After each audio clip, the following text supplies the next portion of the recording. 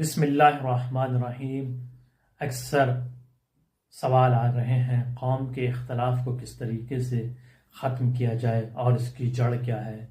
اس کی جڑ جو سورہ حجرات میں بیان کی گئی ہیں مختلف ہیں۔ اس میں سے سب سے پہلا ایک دوسرے کے بارے میں برے خیال ہیں، سوء ظن ہے۔ دوسرے تجسس، ایک دوسرے کی جاسوسی کرنا، کون کہاں سے آ رہا ہے، کیا لے کر آ رہا ہے، کیا کر رہا ہے۔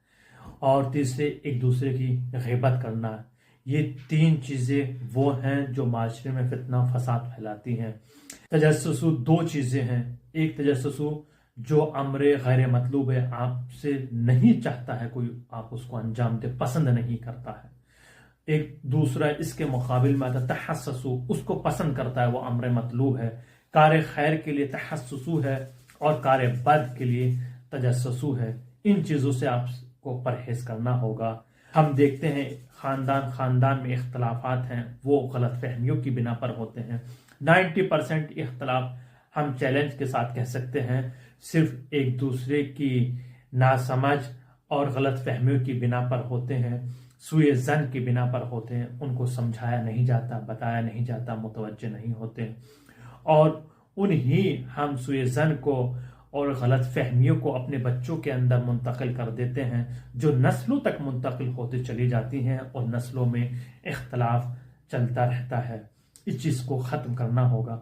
ہم کون سے اعمال انجام دیں جس سے گھر میں سکون ہو، قوم مضبوط ہو، معاشرہ قوی ہو، ہم سب متحد ہو کر رہیں۔ اگر آپ چاہتے ہیں گھر میں سکون ہو، معاشرہ مضبوط ہو، قوم قوی ہو، تو آپ کو برداشت کرنے ہوں گے اختلافات کو، چھوٹی چھوٹی باتوں کو برداشت کرنا ہوگا، چھوٹی چھوٹی باتوں کو بھولنا ہوگا، ایک دوسرے کے ساتھ دینا ہوگا۔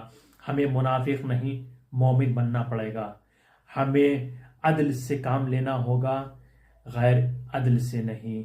ہمیں قوم میں اختلاف کی جگہ اتحاد پھیلانا ہوگا۔ ہمیں صاحب کردار بننا ہوگا، بد کردار نہیں۔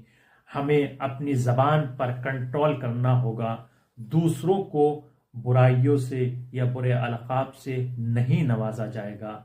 ہمیں چاہیے ہم اپنے فیصلوں کو ہوش اور عدل و انصاف کے ساتھ کریں، جذبات کے ساتھ نہ کریں۔